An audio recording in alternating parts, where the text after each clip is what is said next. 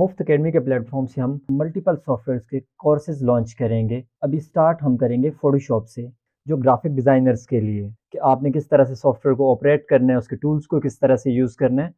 तो ये सारी जो चीज़ें होंगी वो हम इस कोर्स के बीच में डिस्कस करेंगे। फोटोशॉप एक रास्टर बेस्ड सॉफ्टवेयर है जिसको हम इमेजेस एडिटिंग के लिए और मल्टीपल ग्राफिक्स के लिए हम यूज़ करते हैं। इसके अंदर हम इमेज की मैनिपुलेशन भी क्रिएट कर सकते हैं, कलर करेक्शन कर सकते हैं इसके बीच में, और बैकग्राउंड इमेजेस के रिमूव करने या बैकग्राउंड की एडिटिंग और इस तरह की जितनी भी चीज़ें होंगी वो सारे हम फोटोशॉप के अंदर क्रिएट करेंगे। एनिमेशंस भी बना सकते हैं, उसके अंदर आप किसी चीज़ को 3D करना चाहते हैं तो आप 3D भी कर सकते हैं। और इसके अलावा अभी जो इसके नए वर्जन आ रहे हैं उसके अंदर आपको AI की हेल्प भी मिल रही है। इसी की बेस पे हम सारा जो फोटोशॉप की ट्रेनिंग है उसको डिज़ाइन करेंगे, उसकी वीडियोस आपसे शेयर करेंगे ताकि आप उससे फोटोशॉप यूज़ से रिलेटेड नॉलेज गेन कर सकें। अभी हम इसके टूल्स को डिस्कस करेंगे और बिल्कुल बेसिक लेवल के ऊपर कि हमें क्या क्या इनिशियली किस किस तरह की चीज़ें जो थी वो सीखनी पड़ती हैं फोटोशॉप को ऑपरेट करने के लिए, और फिर हम बाद में इसका एडवांस कोर्स जो है वो भी लॉन्च करेंगे कि फोटोशॉप को आपने यूज़ कैसे करना है, कैसे कौन सा उसका आइकन है जिस पे आप क्लिक करेंगे तो आपका सॉफ्टवेयर ऑन हो जाएगा। ये बहुत बेसिक सी चीज़ें हैं बट ये बतानी ज़रूरी हैं। तो चलिए स्टार्ट करते हैं।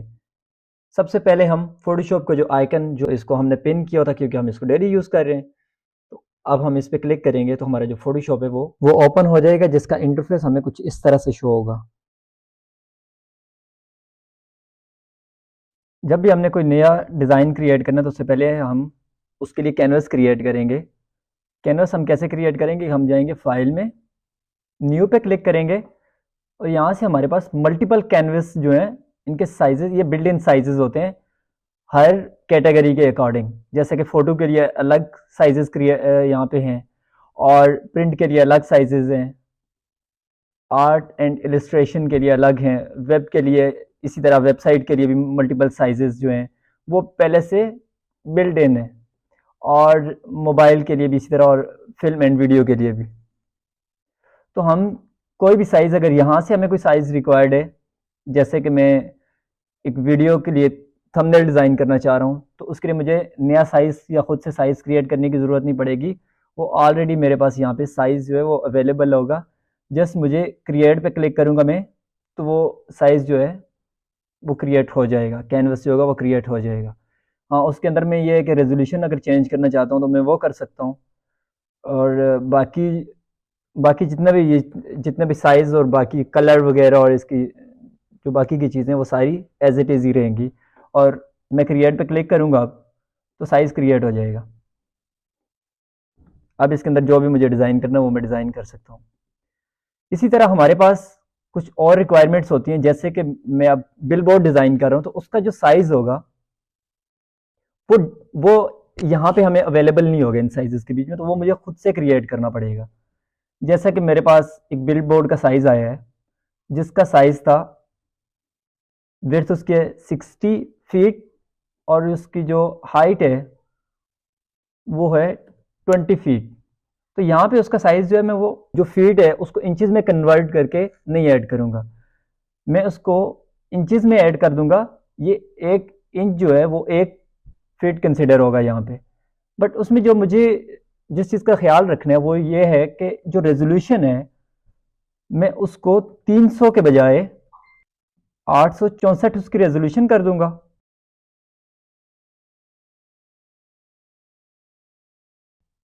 और जो उसका कलर है वो उसको मैं CMYK कर दूंगा, और फिर मैं क्रिएट पे क्लिक करूंगा तो मेरे पास कुछ इस तरह से एक कैनवस जो है वो क्रिएट हो जाएगा। अब इसके बीच में क्वेश्चन ये है कि हमने इसको जो फीट का साइज था, फुटों का जो साइज था, जो फीट में साइज जाना था, उसको हमने इंचेस में क्यों क्रिएट किया। उसकी एक रीजन तो ये है कि जब मैं इसको अगर एक्चुअल साइज में इसको अगर कैनवस को क्रिएट कर लेता तो फिर इसमें जो इशू था वो ये होना था कि जो हमारा सिस्टम था उसने एक तो स्लो हो जाना था, इसने सही तरह से काम नहीं करना था, मीन्स कि बार बार स्टक होता, फाइल सेव करने में मसला होता, और अगर मैं इसको फाइल सेव करता तो फिर ये होता कि ये लार्ज फाइल में उसको सेव कर लेता। PSD फाइल होती, वो PSD फाइल ही है बट ये होता है कि लार्ज फाइल में उसको सेव कर देता है, और उसका साइज भी जो है वो GBs में चला जाता है, मीन्स कि मेरी फाइल बहुत हैवी हो जाती है और समटाइम ये होता है कि आपको फिर स्क्रैच डिस्क फुल का एरर आना शुरू हो जाता है।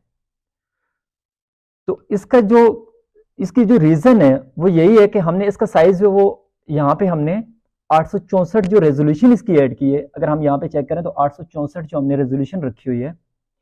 अब ये जो रेजोल्यूशन है ना, जब इसने एक्चुअल साइज में कन्वर्ट होना है तो फिर क्या होगा कि ये जो रेजोल्यूशन होगी ये 72 पे आ जाएगी। अब हम इसको यहाँ से चेंज कर लेते हैं। अब ये देखें, जब मैंने इसको 72 रेजोल्यूशन किया तो इसने इसका जो साइज़ है वो 720 इंच और 240 इंच, मीन्स कि जो इसका एक्चुअल साइज था उसमें कन्वर्ट करके इसकी रेजोल्यूशन जो है वो 72 हो गई। तो हमारे पास ये दोनों ऑप्शंस अवेलेबल होती है, या तो हम 72 रेजोल्यूशन पे उसको डिज़ाइन करेंगे और एक्चुअल साइज उसका क्रिएट कर लेंगे।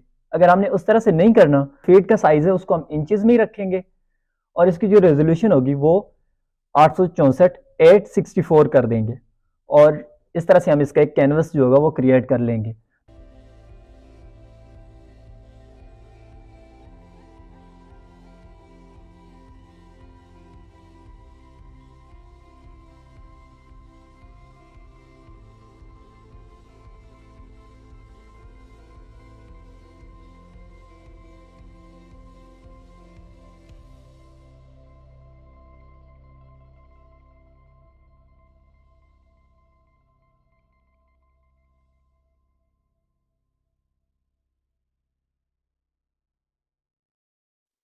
जब भी हमको नया डिज़ाइन बनाते हैं तो हमारे पास उसकी रिक्वायरमेंट्स आ जाती हैं कि ये किस प्लेटफॉर्म पे इसको डिस्प्ले होना है, मीन्स कि उसने डिजिटल पे डिस्प्ले होना है या उसने प्रिंट फॉर्म में कहीं पे उसको हम प्रिंट करके कहीं पे डिस्प्ले करेंगे या उसको प्रिंट होना है। तो ये जो दोनों हमारे पास दो कैटेगरीज हैं, एक डिजिटल की, एक डिजिटल प्लेटफॉर्म है, एक प्रिंट मीडिया है। Digital media, print media. अब जो डिजिटल मीडिया है ना, उसके लिए अगर हमें कोई भी डिज़ाइन क्रिएट करना है तो हम न्यू पे जाते हैं, उसका जो भी साइज़ है, जैसे कि मैं सोशल मीडिया की पोस्ट बनाता हूँ अगर यहाँ पे, तो उसके लिए मैं कोई सा भी आप, मीन्स कि हमें एक इक्वल साइज़ रिक्वायर्ड होता है इसके लिए चारों साइडों से, मीन्स कि हम विड्थ और हाइट जो वो सेम रखते हैं और उसकी रेजोल्यूशन जो आप अपनी मर्जी से रख सकते हैं, बट अगर 300 रख लें तो ज़्यादा बेहतर है। और पिक्सल में इसका साइज़ हम क्रिएट करेंगे। मोस्टली जितने भी डिजिटल प्लेटफॉर्म के ऊपर जितने भी हमारे डिज़ाइन जाते हैं तो उसके जो साइजिंग जितनी भी होती है वो सारी पिक्सल में हो रही होती है, इसलिए हम इसका साइज़ पिक्सल में ही रखेंगे। और जो इसका कलर है वो हम RGB रखेंगे। हमारे पास यहाँ पे कलर्स की और भी ऑप्शंस आ रही होती है, लेकिन हम ये जो दो कलर्स हैं इनको यूज़ कर रहे होते हैं। जब हमने कोई चीज़ डिजिटल के लिए क्रिएट करनी है, डिजिटल प्लेटफॉर्म्स के लिए, तो हम RGB कलर्स रखेंगे उसके। और अगर हमने कोई डिज़ाइन जो वो प्रिंट के लिए क्रिएट करना है, उस पर CMYK ऐड कर लेंगे।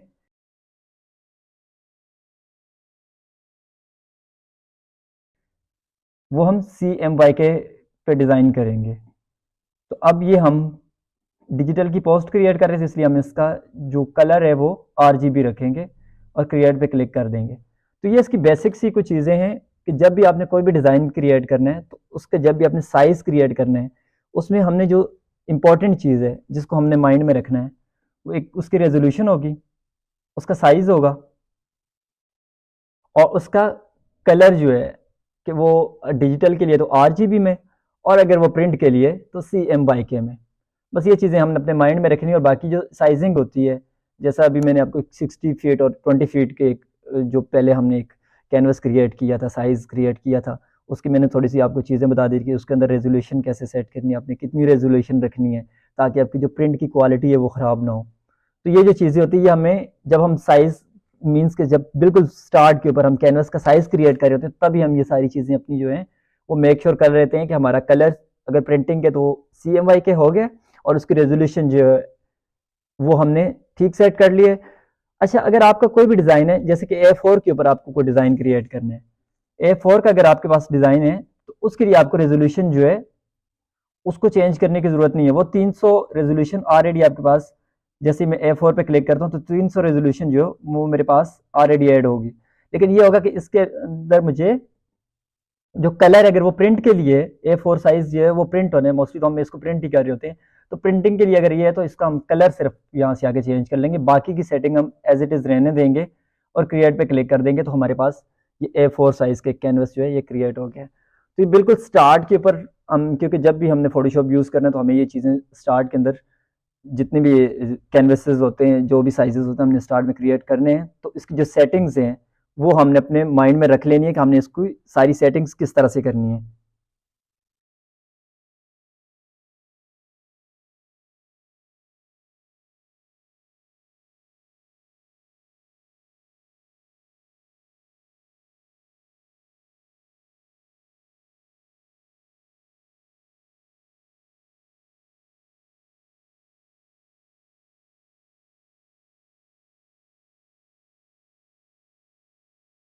कोई भी टूल अगर हम सेलेक्ट करेंगे तो उसकी प्रॉपर्टी बार जो है वो ऊपर हमें यहाँ पे मेन्यू में नज़र आ रही होगी।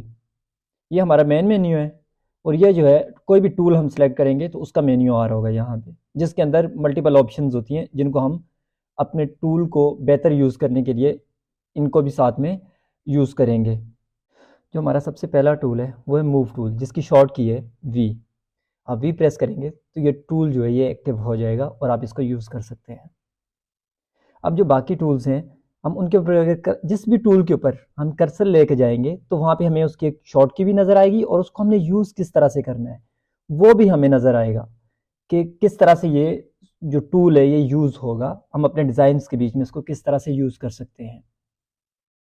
मल्टीपल टूल्स हैं हमारे पास, हम हर टूल को जहाँ हमें रिक्वायर्ड होगा हम वहाँ पे उसको यूज़ करेंगे।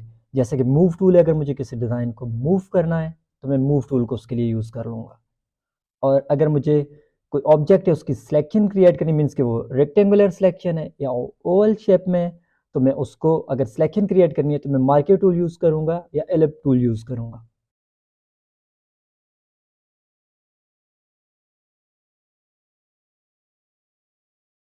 सबसे पहले हम मूव टूल को डिस्कस कर लेते हैं। तो अब मूव टूल मैंने सेलेक्ट किया हुआ है, मैं एक डिज़ाइन से एक ऑब्जेक्ट है उसको सेलेक्ट किया, उसकी लेयर सेलेक्ट थी, उसको मैंने मूव किया और अपने दूसरे जो कैनवस था, जो दूसरा मैंने एक कैनवस का साइज़ क्रिएट किया था उसमें ले गया। तो जब भी आपने किसी एक कैनवस से दूसरे कैनवस में कोई विजुअल जो है, कोई इमेज, कोई टेक्स्ट, कोई और डिज़ाइन एलिमेंट जो है उसको आपने मूव करना है तो उसके लिए जो आपने टूल यूज़ करना है वो मूव टूल होगा। जैसे आप किसी भी विजुअल को जब उसकी लेयर सेलेक्ट होगी तो आप उसको अपने डिज़ाइन में कहीं पे भी मूव कर सकते हैं, जहाँ पे भी आपको उसको एडजस्ट करना होगा, जहाँ पे भी आपने उसको मूव करना है तो आप मूव कर सकते हैं।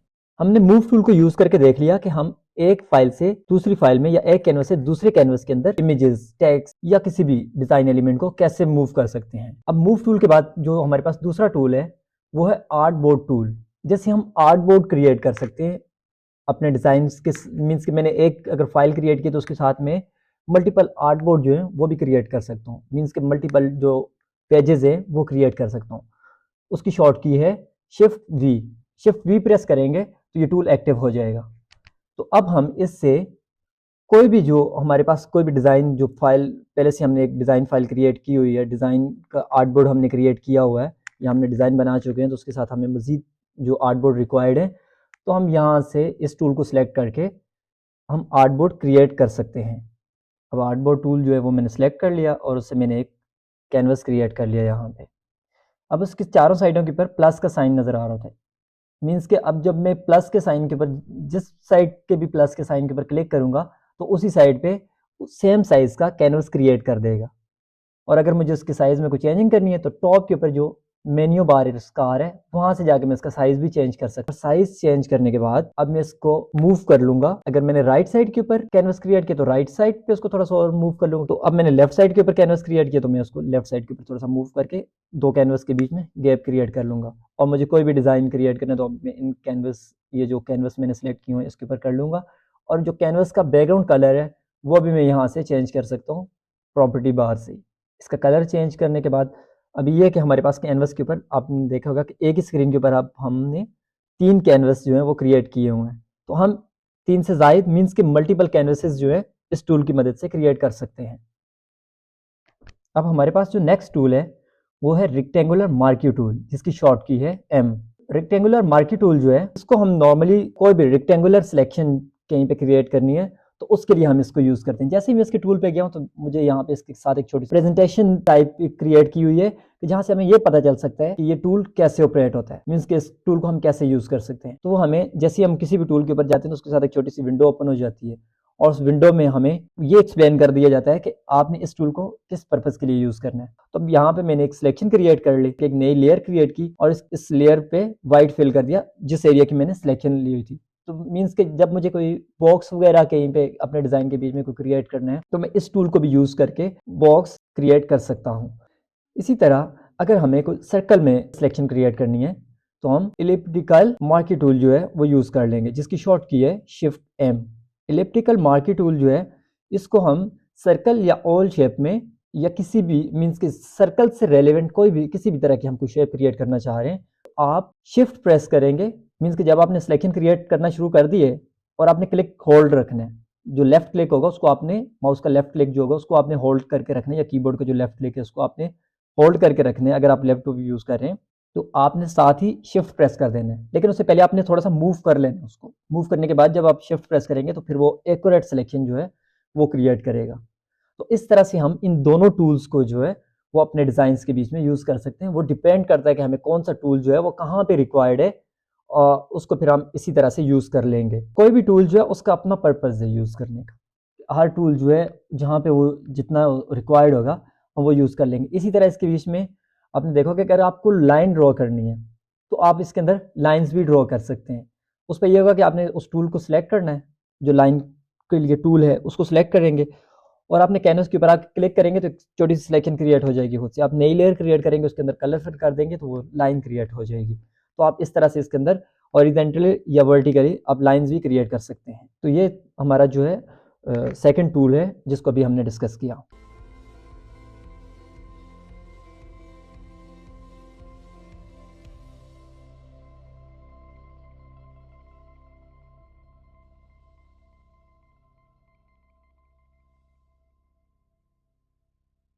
अब जो हमारा थर्ड टूल है वो है लासो टूल। लासो टूल जो है उसको नॉर्मली हम सिलेक्शन के लिए यूज़ करते हैं, मीन्स कि आप यहाँ से रफ सिलेक्शन जो है वो क्रिएट कर सकते हैं, जिसकी शॉर्ट की है एल। अब कीबोर्ड से एल का बटन प्रेस करेंगे उससे ये टूल एक्टिव हो जाएगा। अब हम कोई भी हमारे पास इमेज हो उसके हमने सिलेक्शन क्रिएट करनी है तो हम लासो टूल की मदद से सिलेक्शन क्रिएट कर सकते हैं। आप इसको फ्रीली यूज़ कर सकते हैं। जैसे आप अपने माउस का लेफ्ट क्लिक जो है उसको होल्ड करेंगे, होल्ड करके आप उसको इमेज के राउंड में मूव करेंगे तो जैसे जिधर जिधर से आप इसको मूव करते जाएंगे उसी एरिया को ये सिलेक्ट कर लेगा। ये इसकी साइडों पे सिलेक्शन क्रिएट हो जाएगी। ये सिलेक्शन में आ जाएगा वो एरिया जिसके ऊपर आपने कर्सर को आपने मूव किया होगा। जैसे ही आप किसी भी एरिया की सिलेक्शन क्रिएट कर लेते हैं और उसके बाद आपने कंट्रोल जे प्रेस करेंगे तो उसकी कॉपी क्रिएट हो जाएगी, जिसको अभी हम आपको मूव करके दिखाएंगे कि ये देखें अभी एक कॉपी जो है इमेज की वो क्रिएट कर लिया हमने। इसके अलावा जो इसका अब सेकंड टूल है अब हम उसको भी डिस्कस कर लेते हैं साथ में, वो है पॉलीगोनल लासो टूल, जिसकी शॉर्ट की है शिफ्ट एल। ये टूल जो है इसको अगर हमने अपने किसी भी इमेज के ऊपर यूज़ करना है तो ये किससे हम सर्कल नहीं क्रिएट कर सकते। पॉलीगॉन शेप में अगर मुझे कोई भी सिलेक्शन क्रिएट करनी है जिसके एजेस जो होंगे वो हार्ड एजेस होंगे और इसमें सिलेक्शन जो है वो सर्कल में नहीं ले सकते, मीन्स बॉक्स शेप में या ज्योमेट्रिक शेप में अगर मुझे कोई सिलेक्शन क्रिएट करनी है तो मैं इस टूल से सिलेक्शन लूंगा। कोलाज जब हम इमेजेस का क्रिएट करते हैं तो उसके बीच में हम इसको यूज़ कर लेते हैं। ये डिफरेंट आर्ट एंड डिज़ाइन की टेक्निक्स हैं जिनके बीच में यूज़ होता है। इस टूल को एम ही ना समझिएगा। तो इस तरह जैसे हमने पहले टूल की भी सिलेक्शन क्रिएट की थी और कंट्रोल जे प्रेस करके उसकी कॉपी क्रिएट कर ली थी, इसी तरह हमने इस टूल के से भी जो सिलेक्शन क्रिएट की है उसके हमने कॉपी क्रिएट कर ली। लेकिन अब जो इसी में हमारा थर्ड टूल है मैग्नेटिक लासो टूल जो है इसकी शॉर्ट की भी शिफ्ट एल है। लेकिन इसको हमने यूज़ कैसे करना है कि हम एक जगह पे क्लिक करेंगे और उसके बाद हमने माउस को मूव करना है। माउस को हम जिधर जिधर मूव करेंगे उस एरिया से ये सिलेक्शन लेता रहेगा। इन केस अगर हमसे कोई सिलेक्शन मीन्स कि हमने सिलेक्शन तो क्रिएट कर ली लेकिन वो सिलेक्शन जो थी वो थोड़ा उसमें मिस्टेक हो गया कि हमने माउस जो था वो बाहर से मूव करना था लेकिन हम उसको इमेज के ऊपर ले आए हैं, तो हम बैक स्पेस जो है उसको प्रेस करके वापस भी जा सकते हैं। और जहाँ से हम सिलेक्शन स्टार्ट करेंगे वहाँ पे जब हम इस सिलेक्शन को वापस लेके जाएंगे तो इसके साथ एक छोटा सा सर्कल का जो साइन है, माउस जो एरो बना होगा, हमारा जो एरो है जिसको हम मूव कर रहे हैं इस एरिया से, जब वहाँ पे हम इसको जहाँ से स्टार्ट किया था वहाँ पे ही वापस ले जाएंगे तो इसके साथ एक छोटा सा सर्कल क्रिएट बना हुआ होगा, जिससे हमें ये आइडिया हो जाएगा कि अब हम उस पॉइंट पे हैं जहाँ से हमने सिलेक्शन स्टार्ट की थी, और जैसे ही हम उसके ऊपर क्लिक करेंगे नोड के ऊपर, सिलेक्शन क्रिएट हो जाएगी। और इसको भी हम इसी तरह से, अगर हमने इसकी कॉपी क्रिएट करनी है जैसे हमने पहले कॉपी क्रिएट की थी, तो हम कंट्रोल जे प्रेस करके इसकी भी कॉपी क्रिएट कर सकते हैं। और इस तरह से हम ये जो तीनों टूल थे, होपफुली कि इनकी आपको समझ आ गई होगी। कोशिश तो मैंने यही की कि मैं इसको अच्छे से समझा पाऊँ।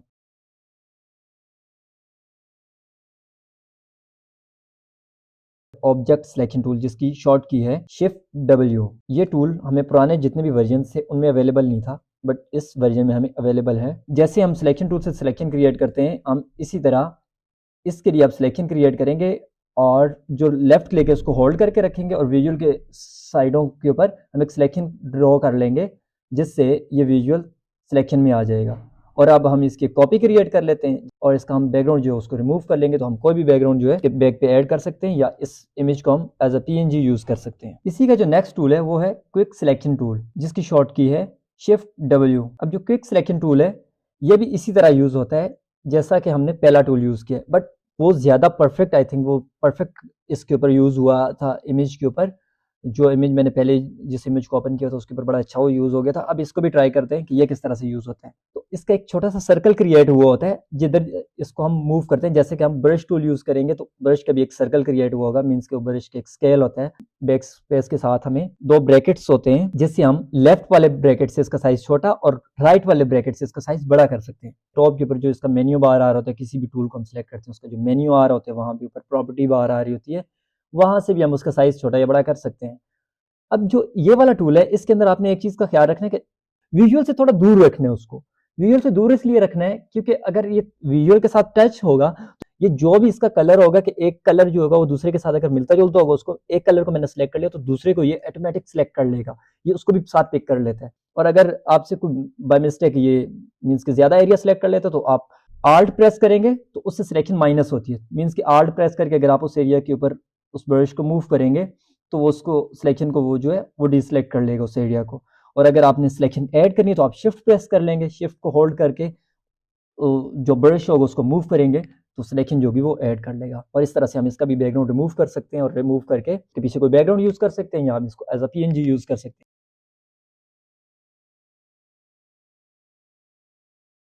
Magic when tool, magic when tool भी जो है वो इसी तरह से क्रोमा कटिंग के लिए यूज होते हैं। तो अब जब मैंने इस टूल को भी सिलेक्ट कर लिया और मैं इसको अब यूज कर रहा हूँ, तो जब मैंने कैनवस की मैंने अपने जब इमेज के ऊपर आया तो उसका जो बैकग्राउंड था मुझे उसको सिलेक्ट करना है, तो मैंने मैजिक वेन टूल जो है उससे क्लिक किया तो उसने एक एरिया सेलेक्ट कर लिया। अब मुझे मजीद जो है उस एरिया जो है उसको सिलेक्ट करना था, तो मैं शिफ्ट प्रेस करके रखूंगा, शिफ्ट जो है उसको होल्ड करूंगा साथ में, और साथ में अपने उस एरिया को जिसको मुझे साथ सेलेक्ट करना है उसके ऊपर क्लिक करूंगा तो उसको भी साथ साथ सिलेक्ट कर लेगा। तो इस तरह से हम मैजिक वेन टूल जो है उससे भी इसी तरह से सिलेक्शन क्रिएट कर सकते हैं। अच्छा, ये भी जो टूल है इसकी भी जो ऊपर हमें प्रॉपर्टी नज़र आ रही है, वहाँ से मैं अगर चेंज करना चाह रहा हूँ, मैं चाह रहा हूँ कि जब मैं एक दफ़ा इसको क्लिक करूँ और दूसरा जो ग्राउंड है उसके ऊपर क्लिक करने के लिए मुझे शिफ्ट ना होल्ड करना पड़े, तो ऊपर हमें कुछ टूल्स नज़र आ रहे हैं जो पाथ फाइंडर के टूल्स होते हैं। टूल को जिस तरह से उसकी सेटिंग की हुई है, अगर आपने इस तरह से इसकी सेटिंग रख लेंगे, आपको शिफ्ट नहीं प्रेस करना पड़ेगा। आप ऊपर से ये जितना भी इसकी प्रॉपर्टी बाहर आ रही होती है, आप यहाँ से टॉलरेंस है या बाकी की जो उनको चेंज करके मीन्स कि उसको चेक कर सकते हैं कि किस तरह से आपका जो टूल है वो बेहतर ऑपरेट हो रहा है, उससे वो आप क्रिएट कर पा रहे हैं। तो कोई भी टूल है उसको उसके यूज करने का जो पर्पस है वो आप पता होना चाहिए। मीन्स कि आपके माइंड में होगा कि आपने किस टूल को किस पर्पस के लिए यूज करना है, वो आपने डिसाइड करना होता है कि आप यहाँ पे आपको किस वाले टूल की जरूरत है या कौन सा टूल जो है वो बेहतर वर्क कर सकता है, जो आपका टाइम सेव कर सकता है। और आप बाकी ये होता है कि कोई भी टूल जो है उसको यूज करने से पहले आप उसकी जो प्रॉपर्टी बार है वहां पे आप उसके मल्टीपल ऑप्शंस आ रही होती हैं, तो आप उनको भी चेक कर सकते हैं। मल्टीपल ऑप्शंस को ट्राई करके आप अपने टूल को बेहतर यूज कर सकते हैं। मैजिक टूल से हमने बैकग्राउंड की जो सिलेक्शन क्रिएट कर ली, जहाँ पे हमने देखा कि विजुअल के ऊपर कुछ पार्ट थे जैसे कि शूज के ऊपर सिलेक्शन क्रिएट हो रही थी, आल्ट प्रेस करके उसके ऊपर क्लिक किया और उसको माइनस कर दिया वहां से सिलेक्शन को या रिमूव कर दिया। और बाकी जिस एरिया में मुझे वो सिलेक्शन जो चाहिए थी उसको अगर मुझे वहाँ वो एरिया सेलेक्ट नहीं हुआ तो मैंने शिफ्ट प्रेस करके वहाँ पे मैजिक टूल जो है उससे क्लिक किया। सिंपल आपने लेफ्ट क्लिक करना होता है, आपने लेफ्ट क्लिक करना है तो वो सिलेक्शन में आ जाएगा वो एरिया। तो इस तरह से हमने सिलेक्शंस क्रिएट कर ली और सिलेक्शन जब हमारी कंप्लीट हो गई तो हमने सिंपल जो ऊपर बैक स्पेस का बटन है वो प्रेस कर लें या डिलीट का बटन प्रेस कर दें तो जो बैकग्राउंड होगा वो रिमूव हो जाएगा। अब हमारे पास इमेज जो पीएनजी में अवेलेबल है।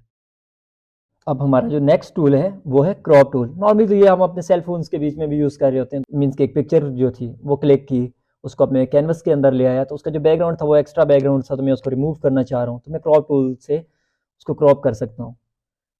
या मुझे किसी कोई भी डिज़ाइन है, मीन्स कि मैंने कैनवस क्रिएट किया हुआ है और मुझे उसका साइज़ जो है वो एक्सटेंड करना है, तो मैं क्रॉप टूल की मदद से भी कर सकता हूँ। या जैसे मैंने डिफरेंट आर्टबोर्ड क्रिएट किए हुए हैं, यहाँ पे आपको जो स्क्रीन के ऊपर नज़र आ रहे हैं, तो इसके साइडों के ऊपर आपने देखा होगा कि इमेजेस जो हैं वो बाहर मुझे कैनवस से बाहर नज़र आ रही थी। अब मुझे उन वो कैनवस से बाहर वाली इमेजेस जो थी उनको रिमूव करना था, तो मैंने क्रॉप टूल को यूज़ कर लिया। तो क्रॉप टूल को इसमें हम इस पर्पज़ के लिए यूज़ कर सकते हैं।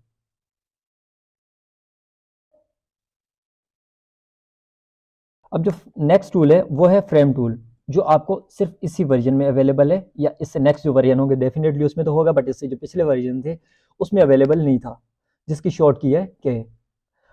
अब आपने एक यहाँ पे एक फ्रेम ड्रॉ कर लेना है स्क्रीन के ऊपर।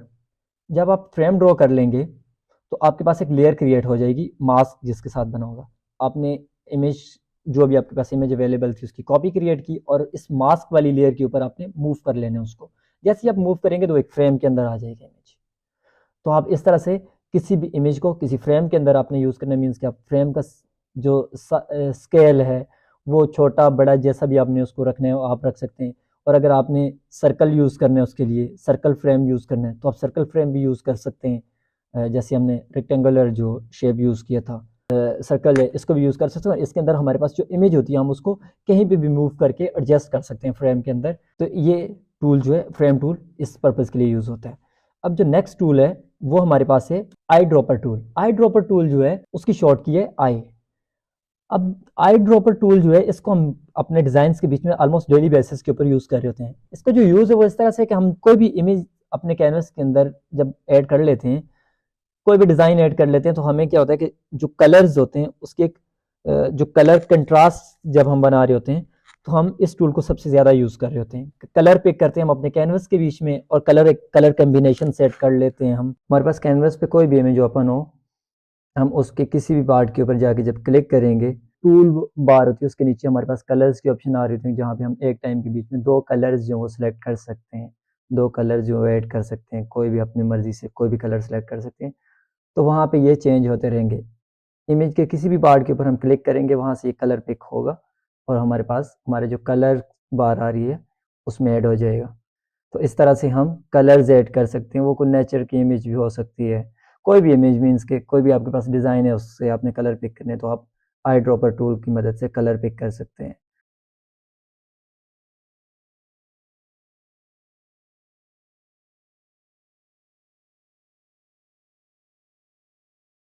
नीचे वाला कलर अगर आपने उसके अंदर भी कलर चेंज करना है तो आप रिफ्लेक्ट की जो ऑप्शन होती है कलर ये जो आपके पास कलर के दो बॉक्सेस नज़र आ रहे हैं इसके साथ ही एक एरो का साइन है, उसके ऊपर आप क्लिक करें या एक्स प्रेस करें अपने कीबोर्ड से, तो एक कलर जो होंगे रिफ्लेक्ट हो जाएंगे और आप उसमें भी कलर चेंज कर सकते हैं। तो इस तरह से आपके पास एक टाइम के अंदर दो आप अपनी मर्जी के कलर्स जो हैं वो इसके अंदर ऐड कर सकते हैं। इसके अलावा भी हम किसी भी इमेज से अगर हमें कलर पिक करने हैं तो हम आई ड्रॉपर टूल से कलर पिक कर लेंगे। हमारा नेक्स्ट टूल है वो है स्पॉट हीलिंग ब्रश टूल, जिसकी शॉर्ट की है जे। इस टूल को आप एक्टिव करेंगे और जो भी इमेज आपने ट्रीट करना, जब भी हम किसी इमेज का फेस ट्रीट कर रहे होते हैं, जैसे कि फेस के ऊपर एक्नीज हैं या कोई और पिंपल्स हो सकते हैं जिसको हम रिमूव कर रहे हैं, तो वो हम इस टूल से रिमूव करेंगे। आपने सिंपली इस टूल को एक्टिव करना है और लेफ्ट क्लिक जो है उसको आपने होल्ड करके रखना है और उस पार्ट के ऊपर जिससे आपने उन स्पॉट्स को या एक्नीज को रिमूव करना है वहाँ पे आप इसको मूव करेंगे। जैसे कि आप जब ब्रश टूल यूज़ करते हैं इसी तरह से आप इस टूल को यूज़ करेंगे, तो इससे ये मूव होते रहेंगे। जिस स्पॉट पे भी आप इसको मूव करेंगे वहाँ से एक्नीज जो होंगी वो रिमूव कर देगा इसको। इस इमेज की जो प्रॉपर्टीज़ हैं फर्दर, जो अगर आप इसके अंदर कोई चेंजिंग करना चाहें टूल को जो यूज़ होते हैं इसके बीच में, तो आप मेन मेन्यू के नीचे जो प्रॉपर्टी बार आ रही है किसी भी टूल की, इस टूल की भी वहाँ पे प्रॉपर्टी बार आ रही है, आप वहाँ से इसको यूज़ कर सकते हैं।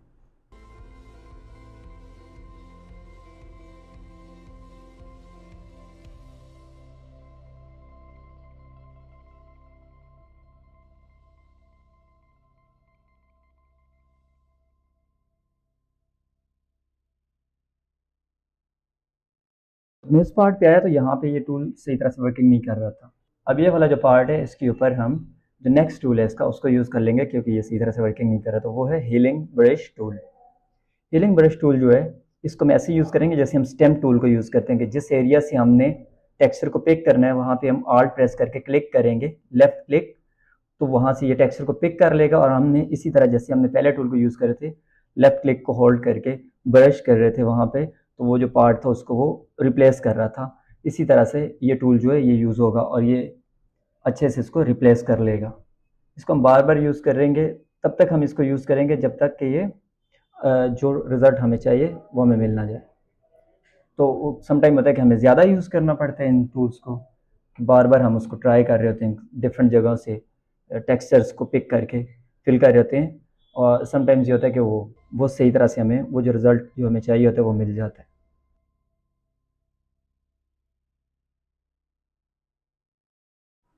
नेक्स्ट टूल है इसका पेज टूल, जिसकी शॉर्ट की है शिफ्ट जे प्रेस करेंगे आप तो ये टूल एक्टिव हो जाएगा। पेज टूल को हम ऐसे यूज़ करेंगे कि हम पहले सिलेक्शन क्रिएट कर लेंगे, जैसे हम लासो टूल से सिलेक्शन क्रिएट करते हैं, और उसके बाद उसको मूव करेंगे स्किन के दूसरे पार्ट के ऊपर, और वहाँ से उस टेक्सचर को वो पिक करेगा और जिस पोर्शन की हमने सिलेक्शन ली होगी वहाँ पे उसको रिप्लेस कर देगा। तो इस तरह से हम जो पेज टूल है इसको यूज़ कर लेंगे। पेज टूल है मीन्स कि पैचेस जो होते हैं वो हम ऐड कर रहे होते हैं, एक जगह से पेज उठाया और दूसरी जगह पे उसको रिप्लेस कर दिया, इस तरह से हम इस पेज टूल को यूज़ कर रहे होते हैं। तो आप इससे भी स्किन को ट्रीट कर सकते हैं। ये तीनों टूल्स जो हैं, आप एक ही स्किन के ऊपर, एक ही फेस के ऊपर हमें 3 डिफरेंट टूल्स जो थे वो अप्लाई करने पड़े। जो टूल जिधर बेहतर रिज़ल्ट दे रहा है, जो टूल बेहतर यूज़ हो रहा है, हम उसी टूल को यूज़ करेंगे अपने किसी भी डिज़ाइन के बीच में या इमेज क्रिएट करने के बीच में। तो इस तरह से हम जो है अपने टूल्स को बेहतर तरीके से यूज़ कर सकते हैं, क्योंकि वो हमने अंडरस्टैंड करना होता है कौन सा टूल जो है वो अच्छा वर्क कर रहा है।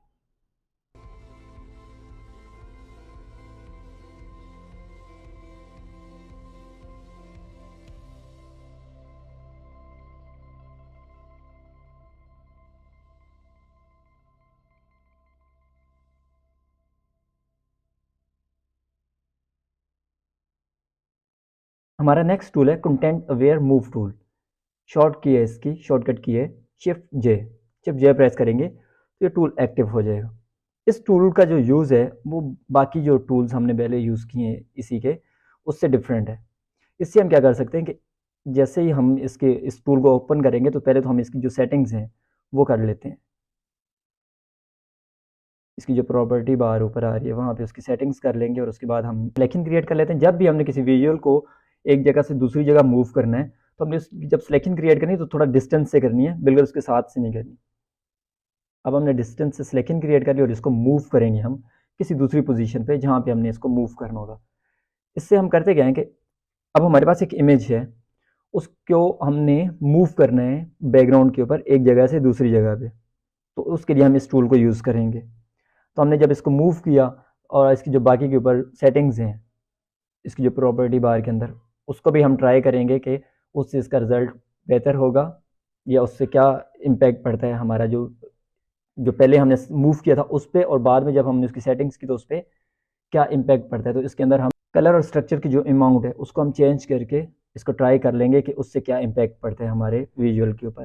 तो इस तरह से हमने उसको ट्राई कर लिया, और बाकी की जो अब हम इसको एक दफ़ा फिर ट्राई करेंगे उनको कम करके या उनको बढ़ा के।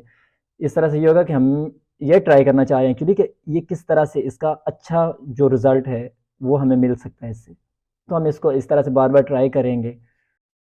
स्ट्रक्चर और कलर्स की जो अमाउंट है उसको हमने चेंज करके बार बार इसको ट्राई किया और उसको चेक किया कि किस तरह ये मतलब इसको चेंज करने से इमेज के ऊपर क्या इम्पैक्ट पड़ता है, या किस तरह से उसकी सेटिंग्स चेंज करने से इमेज की जो लुक एंड फील है वो किस तरह की आती है, कि वो सही तरह से एक जगह से दूसरी जगह मूव होता है या कोई पैचेस क्रिएट हो रहे हैं साइड पे, या क्या फ़र्क पड़ता है सेटिंग्स को कम या ज़्यादा करने से। तो वो सारा हमने इसके ऊपर ट्राई कर लिया।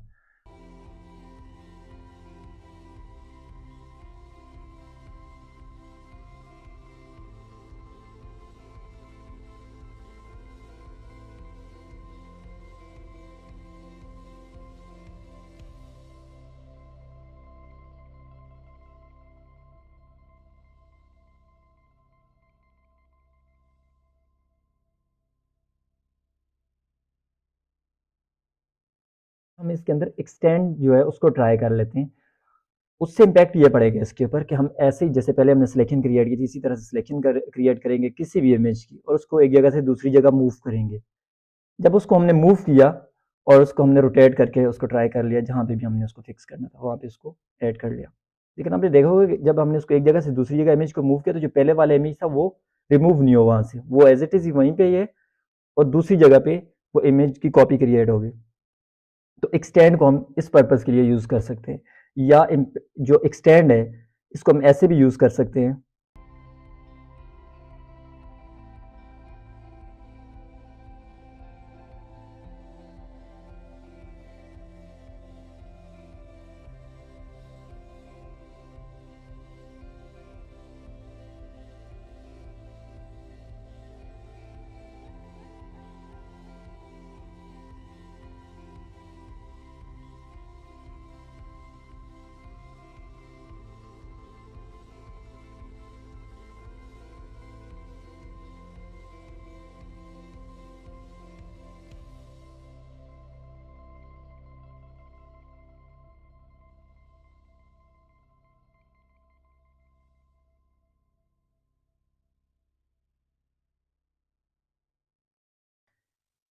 अब जो एक्सटेंड की ऑप्शन है उसको हम एक हमारे पास एक और इमेज है जिसके ऊपर हम इसको ट्राई करेंगे अभी, वो है बिल्डिंग की इमेज। अब हमने क्या करना है कि इसके साइडों के ऊपर जैसे पहले हमने सिलेक्शन क्रिएट की थी इसी तरह से यहाँ पे सिलेक्शन क्रिएट करेंगे। सिलेक्शन क्रिएट करने के बाद हम इसको मूव करेंगे ऊपर की तरफ कि हमने बिल्डिंग का जो साइज़ है उसको इंक्रीज़ करना है। तो जैसे ही हमने इसको ऊपर की तरफ मूव किया तो वो जो इमेज था उसका साइज़ जो है वो एक्सटेंड हो गया। लेकिन उसके साइडों के ऊपर आप देख रहे होंगे कि जो एजेस हैं, मतलब कि जो पेज क्रिएट हुआ है उसके ऊपर कलर्स जो है वो बैकग्राउंड के साथ मैच नहीं कर रहा। तो अब हम ऊपर इसका जो स्ट्रक्चर और कलर वाली ऑप्शन है उसको उसको ट्राई करेंगे, जिससे ये मैनिपुलेट हो जाएगा बैकग्राउंड के साथ।